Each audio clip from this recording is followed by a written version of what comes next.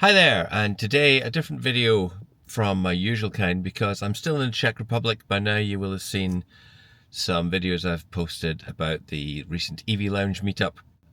As you may have seen in those other videos, for this trip Skoda couldn't give me a car because they had another event on. I had a brilliant Elroq on the day of the visit itself, but before and afterwards I hired a car, and I hired this car. It's a Karoq. I was nearly going to say an Elroq. It's a Karoq, a petrol Karoq, and it's an automatic, so it's very similar in terms of driving to driving an electric car in that you don't have to worry about gear changes and so on. But one of the questions which we were asked on the day with the team at the test polygon was feedback on design, feedback on things that are good, things that are bad with, for instance, the interface. And in particular, I was being asked for input on what I would want from maybe a smaller car. And so this trip actually has been really useful in giving me perspective, because I'm so used to driving my Enyaq, and as you know, I'm quite satisfied with the car, that I maybe don't see some of the things which could be better. It's maybe just not obvious to me. And actually driving this car has been useful, because these cars, these are fossil fuel cars. These should really be, if not yet in the past, they soon will be. And so the electric cars should be the future. And yet there are some features on the way that you interact with this car which are better than my car. Much better than my car, much better than even the Elroq, the Enyaq, even with those with the latest software. And so it's different, and I wonder, I don't know why, maybe it's a restriction of the platform, the MEB platform, but I don't see that maybe is correct, because the Cupras and the Audis and the Volkswagens, they all have their own different interfaces, so surely Skoda is able to control these things. So what am I talking about? Well, let me just flip the camera around and I'll show you.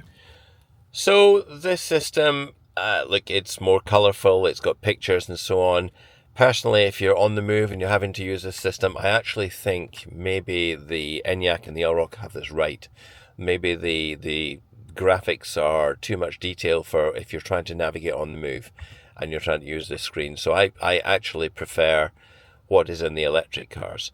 However, it's not an issue I have. I know a lot of people, and I spoke to some colleagues from the Nordic countries, so the Finns, the Norwegians especially, were all saying that in the wintertime when there's snow and ice, but also tarmac, and the coverage is maybe a little patchy on the roads, that the assist systems drive them crazy. And so you can go into here if you want to turn things off. Obviously, we understand legally that they have to be turned on when the car is first switched on. That's a legal restriction. There's nothing much they can do about that.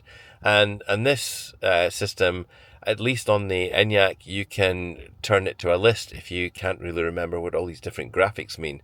So you can go in here and then you can turn things off and so on. That's all fine. This must be lane keep assist. Yeah, look, there's different things you can turn off and on. So yeah, that's very familiar. And it's a bit of a nuisance, because if I'm driving and I'm using the navigation system, oh, this one's not been enabled on this hire car. Okay, but say I'm using the navigation system, then I have to go into menu, then I have to find assistance. Oh, there it is there. I go in, how many key presses now? 2. Then a third one, then a fourth one. That's 4 key presses. So that is every bit as problematic as the electric cars. However, the one thing that I find is a really big difference on this car is over here. Now, obviously, we have a bigger screen. Oh, the sunlight is too bright here. We have a bigger screen behind the steering wheel in front of the driver here. And what I can do, I can press the button, which on my car is for travel assist. It's this one on the steering wheel. And if I press into there, look, I can just turn things off with the thumb wheel. Now that is simply clever. It's obviously got the same things. I can turn off front assist, so I can turn on or off all these features while I'm driving along. I don't need to take my eyes off the road and look at the screen.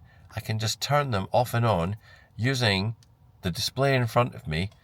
And, you know, this screen is amazing. It's far, far better than what we have in the Enyaq and the Elroq.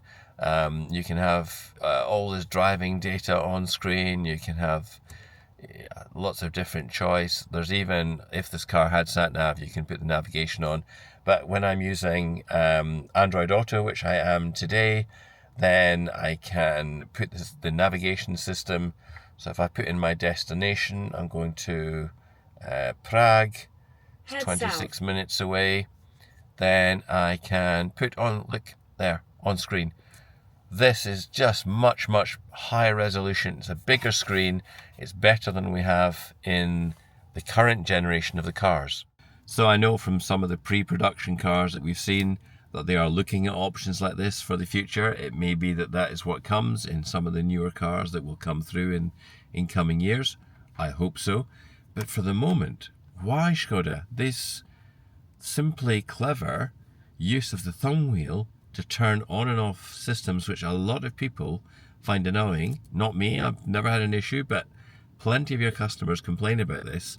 So why on these, let's call it a legacy car, the previous generation, the cars which are going to go out of production eventually and we're going to move to fully electric, why are these cars better than your later cars, the modern, the MEB based cars?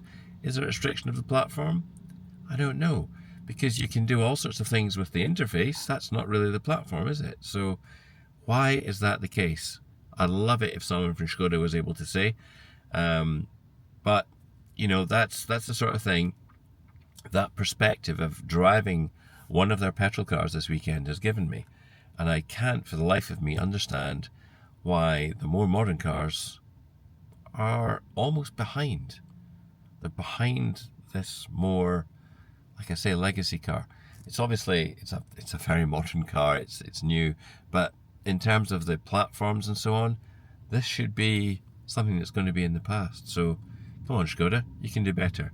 Let's have some Simply Clever. Anyway, that's enough for now. I just thought it was a useful perspective to share, an interesting perspective, and maybe someone from Skoda can answer. I'll certainly ask in the EV Lounge, and if I get an answer there, I'll update it on the description of this video.